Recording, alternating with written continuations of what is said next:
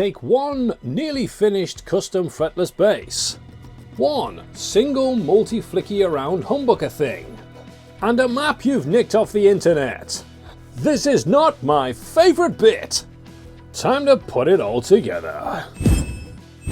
Oh, yes, we've got to get this humbucker that's going to fit in there all wired up. So thankfully all the wires need to come to the three-way switch that's here. So we need to get this cable into the back of here. Now the way I'm going to route that wire in is from this humbucker hole into that battery pack area inside of there, and then hop, skip and jump into the hole here for the three-way switch. Okay, so we talk about some parts of guitar builds that are a bit scary, and this is absolutely one of them. So I've got to drill a hole that needs to come out at exactly the right angle to poke out into the back of here without blowing out the back of here or coming out somewhere really weird into this section. It needs to come out at that hole. Now all I can do is try and hold the drill bit in the correct place and then look at the angle of the drill as that's going to go through and try and figure out where that's going to come out on the back, which is not easy to do while you're holding the guitar and trying to film at the same time. But hey ho, we'll do our best.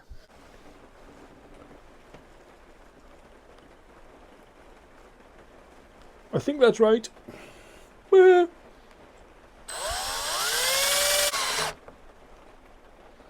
Close enough. But at least this one is a lot easier to judge to go into this cavity.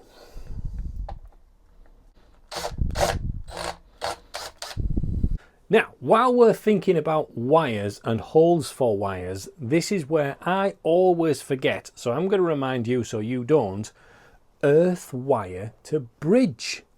Every time I forget that, right into the last dying seconds. It's really annoying. Earth wire, bridge, small hole.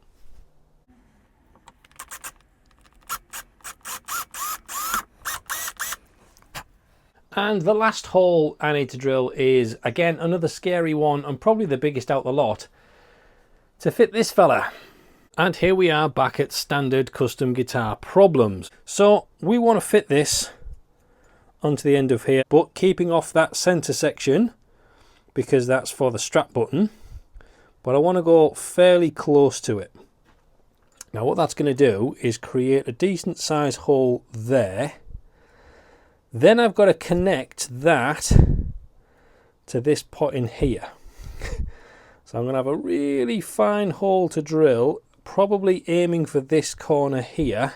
It's all just trying to fit through with drill bits without destroying something else in the process. One standard complete guitar, solid body, dead easy. Put stained glass windows in, they do get in the way. So if I line this up so that it doesn't overlap, that puts that there. Then I can get my 18mm spade bit and line that up with the center of the jack hole, like that. Now I'm just going to make a little denty mark in there. Now I can make sure I can get central along this section here. So now that section's done, we now need to connect the long hole up. So we're going to need a drill bit that's a fair old size. If you fancy praying for me, do so now. So lining that up.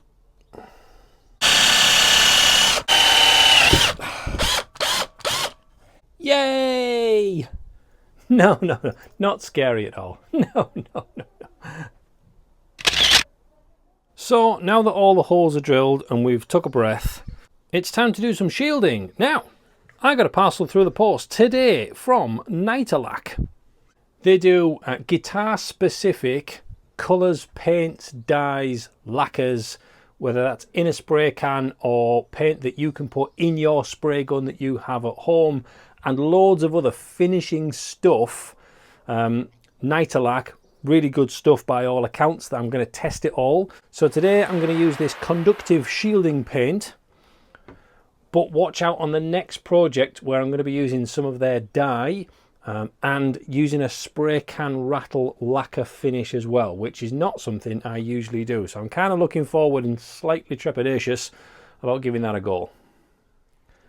Now what I am going to do is just mask up the edge of the area, because some shielding paints that I've used in the past are a nightmare to try and clean up. So if you get any kind of spillage, they can be really, really tricky to pick up. I don't know what this one's going to be like because I've not used it before, but let's not take any chances.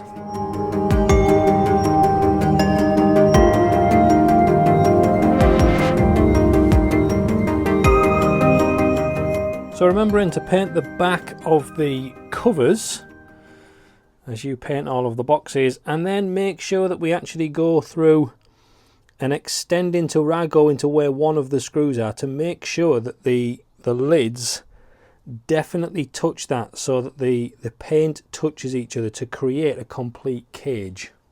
Okay, here we go then. So we're going to start wiring things up. I'm going to start with the wires for the battery pack for the LEDs that run in here. Now you may remember when we installed these, I split the cable on one of them. And the reason is I'm going to run that through to connect to the jack socket that's coming here. So every time you then put the jack in and actually plug it in, the lights will automatically light up as soon as it's plugged in. I am not the electronics expert out of the group. The only big tip I can really give you with soldering stuff is to pre-tin your wires. I found this over the years. It is so easy to solder things in if you pre-tin. Now what that means is put solder on the wire first, then try and go through. It's one of the massive reasons that I bought this set of wiring from Amazon. I'll leave a link in the description, because all the wires in here are already pre-tinned. So as soon as you go anywhere near the soldering iron, the solder's already there, it just falls into place, and then you can add a bit more solder on top if you think it needs it. Easy peasy. Now of course there's lots of different coloured wires on a pickup, so for the electric section, for the lighting, I need to pick a colour that doesn't match. Let's go with green.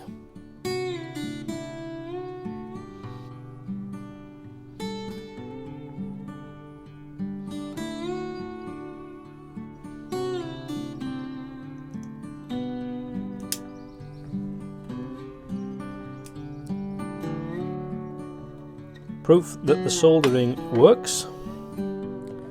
So through that hole, through the pickup dip that's in here, out into that section, and then hopefully we should be able to push this to poke out of here.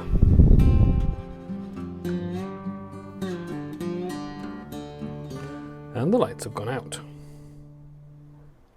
So of course we have the wires from the pickup that need to come through all of this to the three-way switch that's going to sit in here. According to my diagram, we only need 2 wires to come off that back out towards where the pots are going to be. So that's what I'm going to do next, is route the 2 wires from here throughout to get to there.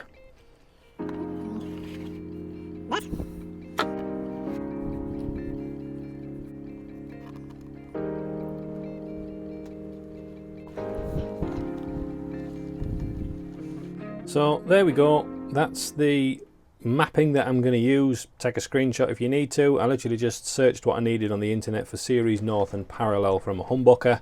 This little sheet of paper that I've stuck on is actually what came with the pickup. So you can see that we've got red, black, white, green, not the same colours I have on my pickup. So that's what we've actually got. So I need to make sure that north start, wherever that's going to go to, my north start is actually yellow. Follow the map, take your time, and all should work well. So far so good. That's the internals going into the pot. Now I need those 2 putting where they need to go to head out to those pots. And then of course we've just got to get out to the jack plug. So obviously halfway through, soldering iron stopped working. So let's try again.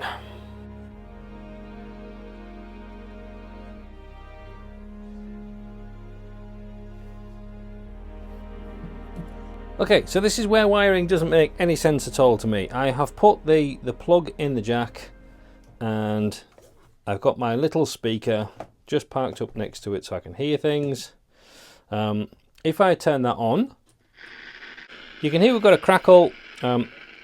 The two sound wires are connected here. This green one is for the LED connection. Hear that? Instantly that gets quieter. There's still sound there, but it gets quieter. And if I touch pickups with something metal, it's definitely doing something. In that position, and then if I go into the parallel position, it makes a whole lot of noise and it doesn't like it. Now also, while that's plugged in, if I turn the volume down, the LEDs come on, which is a bit odd. Okay, so I'm thinking, okay, well then it's overloading things with the LEDs. As soon as I turn that up, the LEDs go out and the sound comes back. So I think I'm going to have to try one of the suggestions when we were thinking about the LEDs of using a stereo output jack to see if we've got two separate things going on. Which, rummaging through my stock, I don't have one. So I'll see you after a trip to the Amazons. Okay, take two. So we now have a stereo jack output socket thing. Hopefully that should split the wires up and equal noise and light at the same time. That'd be good. Okay, I think we've got something. We're plugged in. We're wired up on there. We have noise when we touch those. The lights are on. Okay, cool. Hopefully those lights will go out when I undo the socket. Yes! Victory!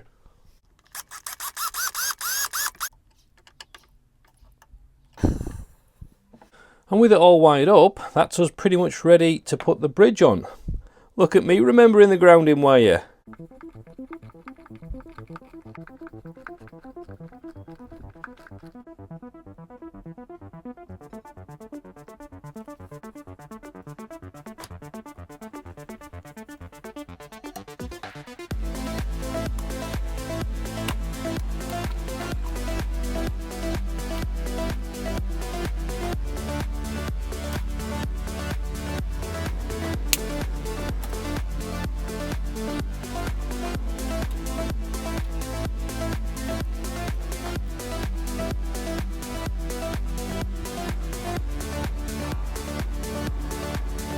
And there we are, strings on a bass. Ba-dum, ba-dum, ba-dum. Right, I'm just going to over-tune that a little bit and then just leave it for a little while. Let everything settle, let the neck do whatever it's going to do for the first time.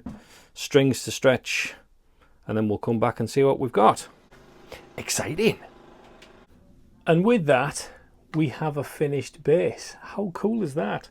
So, let's see, plug it in, and we have lighting. Love it!